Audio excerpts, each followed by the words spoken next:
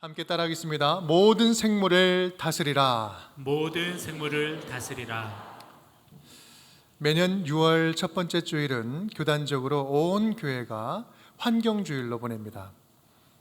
온 교회들이 환경에 관한 문제를 심각하게 여기고 함께 말씀을 나누는 이유는 이 환경 문제가 사회 문제이기 이전에 신앙의 문제요, 영적인 문제이기 때문에 그렇습니다. 사실 환경에 대한 우리의 책임이 이게 필수적이라기보다는 선택적인 일로 여겨졌던 때도 있었습니다. 하지만 우리 모두가 인정하듯이 오늘날의 환경 문제는 더는 미룰 수 없는 아주 시급하고도 심각한 필수적인 과제가 되었습니다. 전 인류에게는 심각한 경고요, 성도들에게는 막중한 책임의 문제가 된 것입니다. 월드비전에서 최근에 제작한 우리 영상을 잠시 한번 보고 또 말씀을 이어가도록 하겠습니다.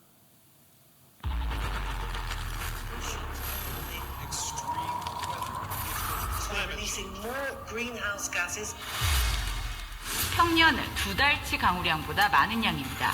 70여 명이 숨지고 100명 넘게 실종됐습니다. 20여 채가 불에 타고 2천여 명이 대피했습니다.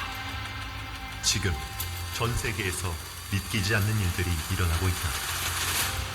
산불, 폭우, 가뭄, 폭염, 홍수, 폭설, 전 세계를 강타한 기상이변들. The fire came really close to my house. A shortage of water in our livestock is destroyed. 지구에 처한 위험은 점점 구체화되어 가고 있다. 2023년 관측사상 가장 뜨거웠던 지구. 지구온난화의 대표적인 원인인 탄소 배출, 화석연료 연소, 산업활동, 전기 생산 과정에서 발생하는 탄소는 지구온난화를 이야기했다.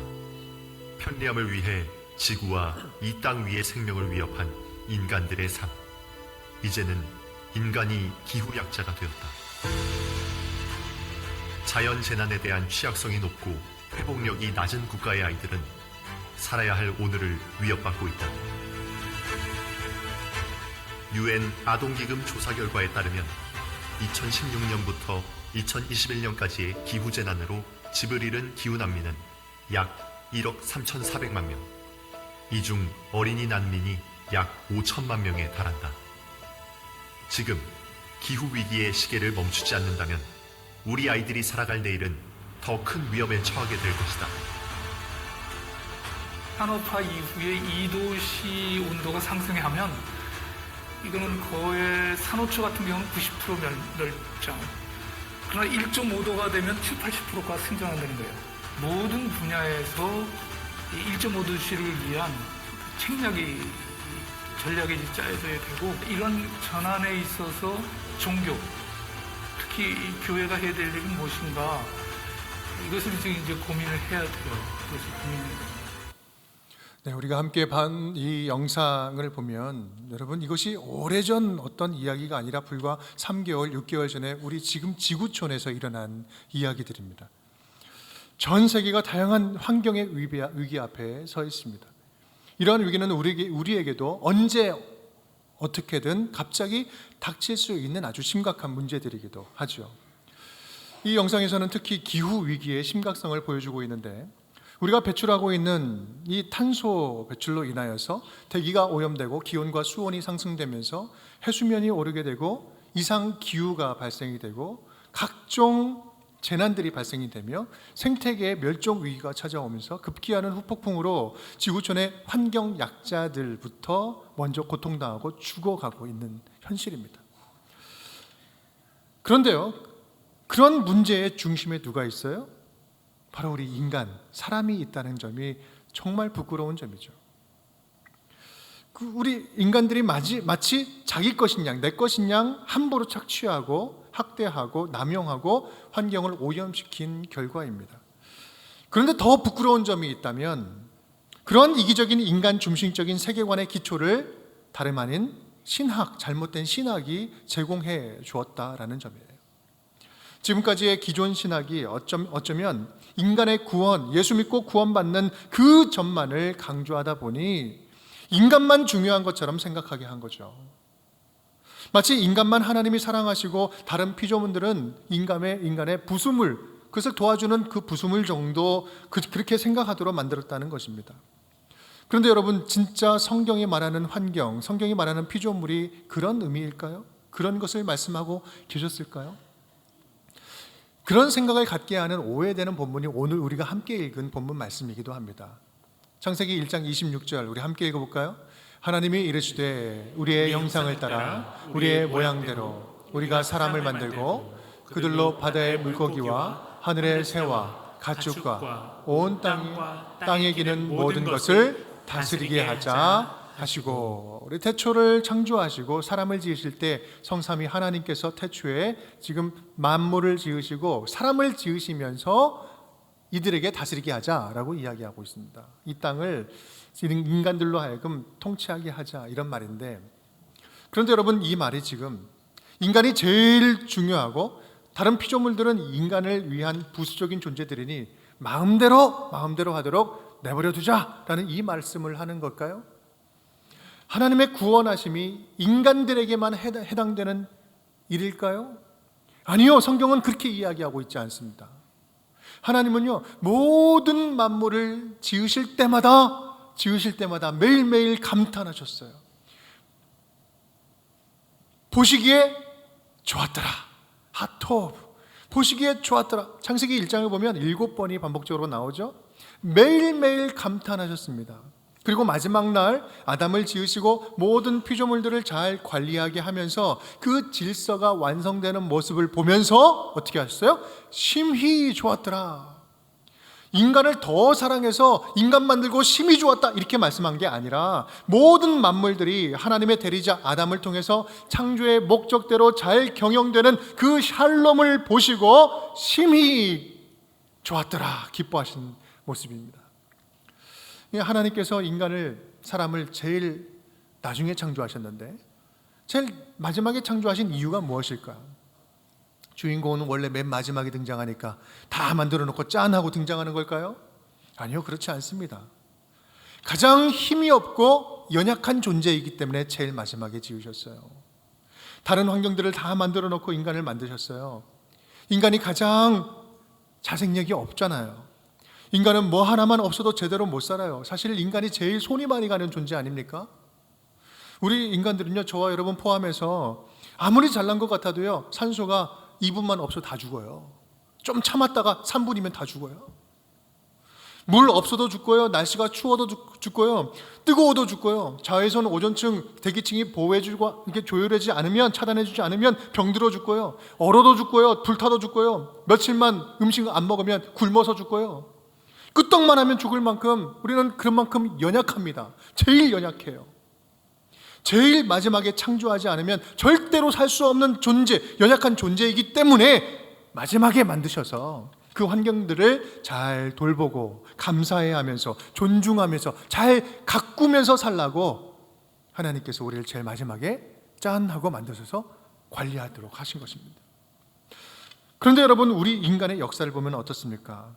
너무 교만한 거죠. 마치 우리 인간, 자기가 제일 소중한 존재인 것처럼 주변의 환경을 마음껏 파괴하고 마치 모든 피조물 중에서 제일 잘난 존재인 것처럼 환경을 존중하지 않고 살아왔습니다. 여러분, 그러한 인간의 역사는 지금 저와 여러분의 습관 안에도 고스란히 남겨져 있는 것이죠.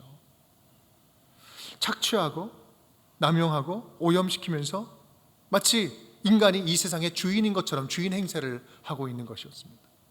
마치 우리 인간은 그렇게 마음대로 해도 되는 것처럼, 되는 어떤 권한이라도 부여받은 것처럼 그렇게 살아가고 있는 것이었죠. 그 결과가 오늘 조금 전에 우리가 함께 본 영상에서 본 겁니다. 우리는요, 무서운 성적표를 받아든 거예요. 분명한 것은 자연과 지구 생태계의 힘은 우리 인간들의 힘과는 비교할 수 없을 만큼 강하고 무섭다는 사실입니다. 어쩌면 우리는 그들의 참을성의 한계를 자극하여서 심판을 자초한 것입니다. 여러분, 우리에게 최후 종말은 다른 게 아니라 지구 환경이 새롭게 정화되기 위해서 인간이 무섭게 심판받는 그때가 바로 자연을 통해서 다가올 종말이 아니겠습니까? 여러분, 우리는 다시 우리의 자세를 심각하게 다시 한번 점검해야 합니다. 우리가 이러한 심각한 환경의 위기 앞에서 정말 인간으로서 다시 정신을 똑바로 차려야 된다는 거죠. 그러기 위해서는 우리들의 잘못된 환경에 대한 태도를 반드시 다시 바로잡아야만 하는 것입니다.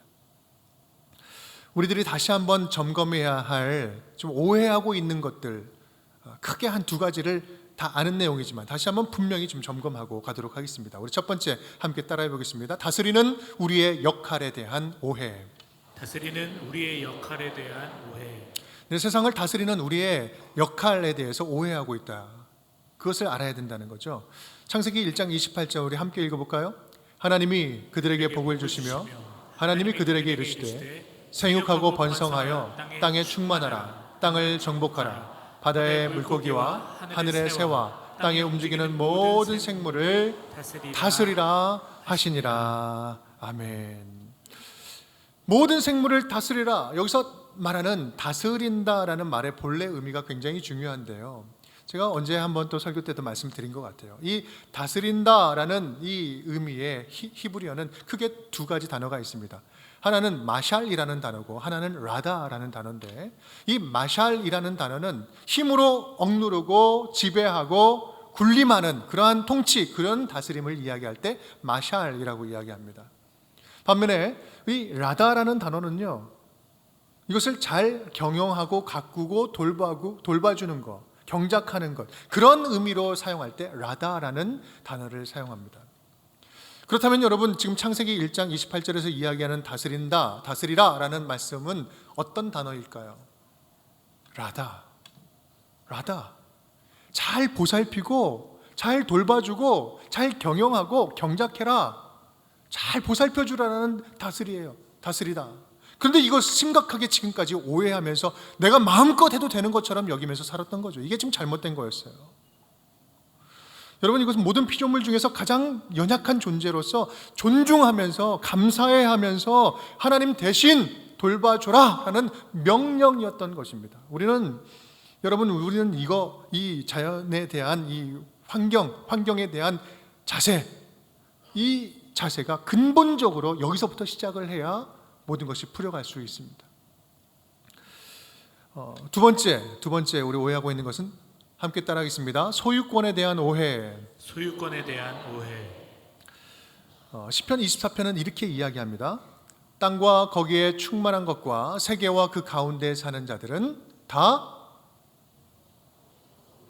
누구 것이다?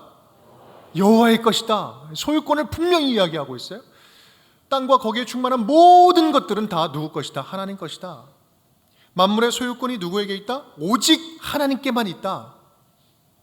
이 세상 어느 누구에게도 이 생태계, 지구 모든 환경들을 훼손하고 착취할 권한을 누구에게도 준 적이 없다, 나는. 그런데 왜 너희는 네가 주인인 것처럼 행세하면서 남용하고 오용하고 착취하고 오염시키면서 아무런 문제 없는 것처럼 살아가고 있느냐? 내가 네게 잠깐 허락한 것이니 모든 것이 내 것이라는 사실을 반드시 잊지 말아라. 지금 그 말씀 주시는 거예요. 여러분, 지금 바다에 오염수 버리는 것, 지금 뭐가 문제일까요? 여러분, 이거 분명히 알아야 돼요. 이거는 뭐 정치적인 이슈가 아닙니다. 우리 한국민이 그것을 먹을 수 있냐 없냐, 오래 돌아서 늦게 오냐, 그게 중요한 것이 아니라 하나님의 것이 오염되니까 안 되는 거예요. 하나님의 소유인 이 생명체들, 이 피조 세계가 멍들고 병들고 죽어가기 때문에 우리는 그것은 안 되는 것입니다. 그러니 너희는 책임지고 소중하게 다루고 책임 있게 너에게 지금 맡긴 이 환경을 잘 돌보고 보존해라. 주님의 엄중한 명령인 것입니다. 이런 하나님의 소유권과 통치하심을 우리가 분명히 인식할 수 있을 때, 우리가 하나님의 청지기 위탁 관리인이라는 사실을 분명히 깨달을 수 있을 때, 그때부터 우리의 자세는, 환경에 대한 자세는 뭔가 달라져도 확실히 달라질 수가 있습니다. 그냥 한두 번 캠페인하면서 그냥 좀 듣는 그 정도가 아니라 근본적인 자세, 근본적인 태도가 변화되어야 되는 거예요. 하나님의 소유권과 통치권을 우리 인식할 수 있을 때 우리의 근본적인 태도는 변화될 수 있습니다. 그렇다면 어떤 변화가 일어날까? 우리 네 가지로 좀 정리해 볼 수 있을 것 같아요. 따라하겠습니다. 주어진 환경에 감사가 회복됩니다. 주어진 환경에 감사가 회복됩니다. 디모데전서 6장 7절 말씀은 이런 말씀이 있습니다. 우리가 세상에 아무것도 가지고 온 것이 없음에 또한 아무것도 가지고 가지 못하리니. 빈손으로 왔다가 부르시면 빈손 놓고 간다는 거죠. 고사성어에 보면 공술의 공수거 많이 들어보셨죠? 빈손으로 왔다 빈손으로 간다. 동양에서도 이렇게 이야기를 하고 있습니다. 이러한 의미를 생각하면서 지은 노래 가사가 말이 생각이 납니다. 알몸으로 태어나서 옷 한 벌은 건져지 않소. 알몸으로 태어나서 옷 한 벌은 건졌지 않소. 아시는 분, 이렇게 연식이 좀 되신 분들이. 이게 무슨 말을 하는 겁니까? 여러분, 모든 것이 하나님의 소유라고 생각하면요, 우리가 아무리 없고 부족해도 우리는 참 많이 받고 받은, 참 많은 걸 받은 인생임을 깨닫게 된다는 사실이에요. 우리는 내가 가진 것이 필요한 것보다 늘 적고 부족하고 없다는 사실에 좌절하고 넘어집니다. 하지만 가만 보면 지금 우리에게 있는 건강, 이 생명, 우리에게 주신 물질도, 집도, 가족도, 직장도, 내게 주신 실력도, 내게 주신 학력도, 지금 내가 누리고 있는 자연도, 환경도 모두 하나님이 우리에게 허락하신, 맡겨주신 축복 아닙니까? 하나님의 것을 잠시 받아 누리는 거 아니겠어요? 우리는 아무리 없다 해도요, 지금 안 죽고 살아있고 지금까지 살 만큼 많은 것들을 부여받았고 이미 받은 축복으로 살아가고 있습니다. 여러분, 다시 한번 꼭 기억할 수 있기를 바랍니다. 하나님께서는 우리에게 소유권이 아니라 사용권을 주셨어요. 자유이용권을 주신 거예요. 그 사실을 알고 살아간다면 지금 주어진 모든 것들에 충분히 감사할 수 있을 줄 믿습니다. 오늘 저와 여러분에게 그러한 감사함이 회복될 수 있기를 간절히 바랍니다. 자, 두 번째 회복이 있습니다. 피조물을 보며 찬양이 회복됩니다. 피조물을 보며 찬양이 회복됩니다. 시편 104편은 이렇게 이야기합니다. 함께 읽어볼까요? 여호와여, 주께서 하신 일이 어찌 그리 많은지요. 주께서 지혜로 그들을 다 지으셨으니 주께서 지으신 것들이 땅에 가득하니이다. 주께서 지혜로 다 지으셨다. 다 지으셨다. 주님 지으신 것이 땅에 충만하다. 이 세상의 모든 것들이, 자연과 또 환경, 모든 피조물들이 하나님의 작품이다라고 이야기합니다. 하나님의 뜻과 실력이 담긴 작품이라고 생각하면 단순하게 좋다라고 감탄할 정도가 아니라 찬양이 나오는 거죠. 우리 주변에도 감탄하고 찬양할 일들이 얼마나 많이 있습니까? 이 자연이 주는 힐링이 바로 그렇지 않습니까? 하나님이 창조하신 자연, 생명체 가만히 보고 있노라면 뭐 대단한 게 아니더라도 그 안에 깃들여져 있는 그 지혜를 보고 있으면 몸과 마음이 쉼을 얻잖아요. 그래서 하나님의 작품을 작품답게 지켜내는 일이 억지가 아니라 자연스러운 일이 되는 거예요. 하나님의 작품임을 알게 되면요. 그래서 자연스럽게 세 번째로 이어집니다. 세 번째 회복이 일어나요. 피조물에 대한 존중감이 회복됩니다. 피조물에 대한 존중감이 회복됩니다. 피조물에 대한 존중이라는 것은 우리가 흔히 말하는 공존, 공생의 가치를 말합니다. 공존과 공생은 어쩌면 이 동양적인 사고에서 더 진지하게 받아들이고 있죠. 저는 이제 그 그림을 전공을 했잖아요. 동양화를 전공을 했는데 동양화 하면서 참 많이 그런 걸 느꼈습니다. 이 사람과 자연과의 이 관계에 있어서 동양과 서양인들이 바라보는 관점이 조금씩 다른 거예요. 서양화에서는 사람이 등장할 때 주로 그림의 그 중심 주제가 사람에게 집중되는 경우들이 많이 있습니다. 그런데요, 동양화에서는 주로 사람이 자연의 일부분, 자연의 부분으로 들어가요. 인간의 모습과 행동이 전체 자연 경관의 자연스러움을 해치지 않는 범위 안에서 표현되는 거예요. 그래서 그 그림을 이렇게 딱 보다 보면 사람이 어디 있나 처음에 눈에 안 띄지만 자세히 보면 어딘가 걸어가고 있고 뭐 그렇잖아요. 자연의 한 일부분으로 보는 거예요. 여러분, 환경을 보존하고 회복하는 것은 단순한 환경운동, 캠페인 슬로건이 아니라 하나님의 소유물에 대하여 우리가 얼마나 존중하고 살아가고 있는지 이 자세의 회복을 말하고 있는 것입니다. 자, 네 번째.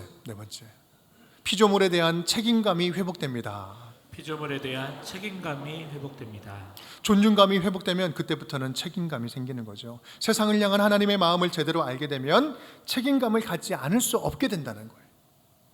하나님의 작품들이 심각하게 훼손되고 마구 훼손되어가는 그런 상황과 과정이 너무나도 고통스러워서 적극적으로 돌보는 일에 참여하지 않을 수 없게 된다는 거예요. 사실 우리 주변의 모든 환경들, 지금 병들어가고 신음하고 있는 이 피조물들, 그들은 그런 하나님의 자녀들의 손길에 돌봄, 그 자녀들의 손길을 간절하게 기다리고 고대하고 있다 라고 성경은 말씀하고 계십니다. 로마서 8장 19절 21절 함께 읽겠습니다. 피조물이 고대하는 바는 하나님의 아들들이 나타나는 것이니 그 바라는 것은 피조물도 썩어짐의 종로로 탄 데서 해방되어 하나님의 자녀들의 영광의 자유에 이르는 것이니라. 아멘. 모든 피조물들도 간절하게 하나님의 아들들을 기다리고 있다, 고대하고 있다, 돌봐주기를 바라고 있다는 사실입니다. 여러분, 바로 이것이 저와 여러분이 이 환경 문제를 적극적으로 받아들여야 할 이유이자 우리가 성도로서 반드시 마땅히 감당해야 할 사명인 것입니다. 여러분, 사실 우리가 환경을 보존하고 가꾸고 회복하는 일들은 멀리 있는 어떤 거창하고 대단한 일들이 아닙니다. 매일 마주치는 우리의 일상 속 모든 것들 속에서 우리는 이 환경의 문제를 가지고 관리할 대상들이죠. 그런데 문제가 뭡니까? 환경을 보존하는 것, 이 머리로는 잘 알겠어요. 이제는 심각하다는 것도 알겠고, 이렇게 말씀 들으니까 마음으로도 동의가 충분히 되는데, 문제는 뭐예요? 실제로 손과 발로 실천하려니까 너무나 불편한 거예요. 너무 잘 안 되는 거예요. 한두 번은 어떻게 노력해서 되는데 자연스러운 습관이 되는 데는 정말 쉽지가 않은 거죠. 실천하려고 하면 왜 이렇게 자꾸 핑계거리가 생기는지. 예외 상황은 이번은 꼭 안 되겠네, 다음부터 꼭 해야지, 다음부터 잘할게요, 이렇게 자꾸 되는 거잖아요. 안 그렇습니까? 저만 그런가요? 우리 운정교회도요, 2년 전부터 우리 에코처치를 선포하고 첫 걸음마를 떼고 가고 있습니다. 2년 전에 에코처치 기획팀을 만들고 나름 열심히 가치 있는 일들을 꾸준히 열심히 해보려고 하는데요, 참 정말 쉽지가 않습니다. 결의에 찬 다짐들이 공동체적인 실천으로 이어지기까지 시간도 참 많이 걸리고요. 교회도 열심히 봉사하려고 하는데 왜 이렇게까지 불편해하면서 해야 됩니까? 라고 하는 이 곱지 않은 시선들을 이제 또 이렇게 보내주시기도 하고요. 많이 받았어요. 이미 자리 잡은 우리들의 습관의 장벽들을 넘기가 정말 생각보다 너무 힘들더라고요. 마음은 간절한데 아직 하지 못하고 있는 우리 에코처치로서의 그 실천 사항들 몇 가지가 좀 있는데요. 그 가운데 대표적으로 하나의 예를 든다면 이거예요. 잔반 줄이기. 잔반 좀 줄입시다, 이런 거죠. 음식물 쓰레기가 얼마나 큰 환경 오염의 주범인지 여러분 잘 아시죠? 여러분 이렇게 끄떡끄떡 하시는 분들 보면 지금 식당에서 여러 봉사를 많이 하신 분들일 거예요. 한 번은 제가 이제 주일 설교를 하기 때문에 그 식당에 올라가서 식사를 못할 때가 많이 있습니다. 그런데 한 번은 올라가서 잔반 나오는 거 보고 제가 깜짝 놀랐어요. 왜냐하면 저는 다른 곳에 가서 자랑했거든요. 우리는 에코처치인데 잔반 안 나온다고 막 자랑하고 있었거든. 그런데 있는 거예요. 그런데 여러분, 전에는 진짜 없었거든요. 언제부터인지 많이 생겼어요. 광성교회부터 오던 잔반 안 남기는 거는 전통이었고요. 잔반을 버리러 가느니 내 입에 넣겠다. 이게 빠르겠다. 멀리 가가지고 버리고 와야 되니까. 그럼 더 건강해진 것 같고. 여러분, 이게 너무 자연스러웠는데 어느 때부턴가 잔반이 많아진 거예요. 여러분, 우리 잔반을 좀 줄이는데 함께 힘썼으면 좋겠습니다. 지금 우리 교회가 자율배식이 아니에요. 그래서 주신 음식을 받아 먹다 보니까 좀 잔반이 많이 나와요. 우리 식당에서는 조금 덜 담아주시고, 우리 성도님들은 담아주신 것은 어떻게든 좀 잘 드시고, 덜 담고 더 먹고 싶으면 얼마든지 더 많이 이렇게 담아서 또 드시면 되니까 좀 그렇게 한번 해봤으면 좋겠습니다. 이 정도는 우리 해볼 수 있을 것 같잖아요. 우리 교회 또 종이컵 줄이는 거, 종이컵은 좀 많이 사라졌습니다. 일회용 컵 사용하는 것은 많이 줄어들었어요. 처음에는 우려도 많았는데 카페에서 우리 개인 컵, 또 개인 텀블러, 공용 컵 사용하는데 불편함이 생각보다 많이 없어졌습니다. 여러분 잘 참여해 주셔가지고 너무나 감사합니다. 그렇게 우리들도 보이지 않게 성장하고 변화되고 있는 것을 보면 너무나 기쁩니다. 종이 사용을 좀 줄이는 것, 여러분 이것은 아직 우리에게 좀 남아있는 숙제입니다. 감사한 것은 우유팩을 열심히 모아서 우리 또 기관에 보내서 재활용할 수 있도록 지금 캠페인을 해서 하는데 성도님들 점점 더 많이 참여해 주셔서 너무나 감사하고요. 잘 되고 있습니다. 또 교회 운영위원회나 공식적인 회의를 할 때에는 우리 종이를 안 써요. 종이 대신에 SNS로 다 보내서 그것으로 개인 휴대기기로 지금 확인을 하고 보고 있습니다. 좀 어색하지만 조금씩 잘 체질화되고 있습니다. 문제는 요즘 우리를 힘들게 하는 것은 주보입니다. 주보. 매주일 1200부를 우리 하고 있는데 매주일 모질라요. 그런데 보면 사용한 주보가 여기저기 1부 끝나고 2부 끝나고 좀 돌아다니기도 해요. 집에 가면 속절없이 쓰레기통으로 쏙 들어갑니다. 이거 어떻게 하면 좋을까요? 지난번에 우리 운영위원회 하면서 이 문제만 가지고도 한참을 우리가 함께 회의를 했습니다. 여러분 분명한 것은 종이 주보는요 앞으로 어떻게든 오히려 줄여갈 생각입니다. 대신에 휴대폰의 푸시 기능, 누구든지 쉽게 사용할 수 있는 그 기능들, 또 휴대기기를 최대한 활용하는 방법을 생각하고 있습니다. 여러분 지금도요 얼마든지 사실 가능한 거거든요. 이 분당의 만나교회도 몇 년 전에 우리 종이 주보를 다 없앴어요. 그러면서 하시는 말씀, 우리 김병삼 목사님 함께 나누는 말씀을 좀 들었는데, 우리 그 김 목사님도 처음에 그 불만을 본인 온 몸으로 다 받으셨다고 하더라고요. 그런데 지금은 언제 그랬냐는 듯이 어느 누구도 주보 때문에 불평하는 분이 한 분도 없다는 거죠. 오히려 성도들이 더욱더 우리가 환경에 대해서 신경 써야 되는구나, 이렇게 실천하는구나, 이런 부분들이 더욱더 체질화되면서 오히려 더 그 일에 힘쓰는 기회가 되었다라고 말씀을 하시더라고요. 여러분 그렇다고 해서 걱정하지 마십시오. 다음 주부터 당장 다 없애지는 않을 겁니다. 사실 그렇습니다. 주보를 1000부를 하든 2000부를 하든 사실상 소요되는 비용은 큰 차이가 없습니다.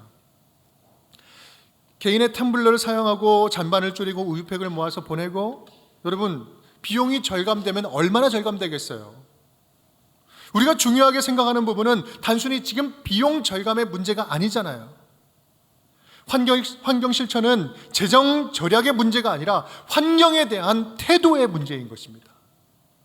나 아닌 다른 피조물에 대한 존중의 문제이고, 하나님의 자녀로서 환경에 대한 책임감의 문제를 말하고 있는 것입니다. 사회적인 이슈 이전에 창조를 바라보는 믿는 자의 신앙의 문제이고, 신음하고 있는 환경 약자들을 위한 치유와 회복을 위한 선교적인 문제라는 말씀이에요. 한 번 외치고 말 유행하는 사역도 아니고요, 평생을 불편하지만 일상적인 삶 속에서 실천해야 할 사명의 문제다라는 말씀을 하고 있는 것입니다. 왜냐하면 바로 이것이 하나님 나라 복음을 선포하고 실천하는 일이기 때문에 그렇습니다. 복음이 영혼 구원, 그냥 예수 믿고 구원받는 그것이 아니라 모든 틀어진 관계가 온전히 다시 하나님의 샬롬을 회복하는 것이 하나님 나라의 복음인 것이에요. 하나님 나라 복음은 세상의 모든 깨어진 관계를 회복해서 이 땅을 하나님 나라로, 하나님이 다스리고 통치하는 나라로 온전히 천국이 되게 하는 일, 바로 그 일이기 때문에 환경을 보존하는 일은요, 이 복음 사역에 있어서 주변 어딘가에 있는 해도 되고 안 해도 되는 그런 일들이 아니라 하나님 나라 회복하는 일에 있어서 중심 사역이요, 핵심 사역이 되는 것입니다. 우리가 사는 이 땅을 하나님의 통치가 임하는 아름다운 정원으로 가꾸어 가는 것, 모든 창조물이 하나님의 영광을 선포하고 예수 그리스도의 사랑으로 질서가 회복되고 참된 샬롬으로 가득 채워지는 것, 이것이 바로 우리가 바라는 천국 복음인 것입니다. 사랑하는 여러분, 우리 온전교회가 이러한 환경을 살리고 보존하고 회복시키는 일에 주저하지 않는 교회가 되었으면 좋겠습니다. 머뭇거리지 않는 교회가 되었으면 좋겠어요. 주저하지 않은 성도들이 되었으면 좋겠습니다. 여러분, 물론 이러한 실천은요, 아시다시피 결코 낭만적이지 않습니다. 정말 불편한 일이에요. 더 불편하기를 선택해야 하는 용기가 필요하기도 해요. 그래서 순간순간 유혹도 참 많고요. 그렇기 때문에 더욱 공동체가 함께 결단하고, 함께 다짐하고, 함께 점검하고, 함께 지지하고, 함께 격려하고, 함께 가야 되는 거예요. 괜찮아, 그래도 우리 한번 다시 다음부터 열심히 잘 해보는 거예요. 같이 해볼 수 있지 않겠어요? 서로 격려가 필요한 거예요. 환경주의를 맞이하면서 우리 교회에서는 이 캠페인을 모든 성도님들께 제안하면서 함께 다짐할 기회를 다시 한번 준비했습니다. 우리 들어오실 때 에코처치 기획팀에서 여러 가지 서명도 좀 다시 한번 받고요, 자기 이름만 쓰면 되더라고요. 그리고 다짐해보는 거죠. 작심삼일이라도 3일씩 작정하면 되니까 한번 계속해서 다짐하면서 가보는 거예요. 한번 보실까요? 편안함 대신 생명 살리기, 에코처치. 불편하기를 좀 작정하자라는 말씀이죠. 또한 작은 실천이라도 습관, 우리 작은 실천이 우리의 습관을 변화시키고 문화가 될 수 있다는 것을 또 함께 해보는 것입니다. 그리고 우리 일주일을 어떻게 살 것인지, 주중의 삶 속에서 실천할 수 있는 구체적인 일들을 함께 해보는 거예요. 그래서 여러분, 들어오실 때 받았던 주보의 뒷면에 보시면 전면으로 우리가 실제적으로 구체적으로 할 수 있는 일들을 좀 적어보았습니다. 혼자 하는 것은 좀 외롭고 힘들 수도 있잖아요. 하지만 함께하면 좀 힘이 될 수 있을 것 같아요. 여러분, 우리들의 습관이 함께 변해가는 것을 서로 확인하는 기쁨을 누렸으면 좋겠습니다. 그리고 함께 서로를 격려하면서 함께 습관을 만들고 함께 문화를 창조해 갈 수 있기를 간절히 기대해 봅니다. 이렇게 힘쓰면서 살아가는 성도들을 우리는 이렇게 부릅니다. 환경 선교사라고 부릅니다. 저와 여러분, 우리 운정의 모든 식구들이 그렇게 하나님 창조하신 피조물들을 사랑하고 존중하고 아끼면서 돌보면서 나아가는 우리 환경 선교사님들이 다 될 수 있기를 주님의 이름으로 축복합니다.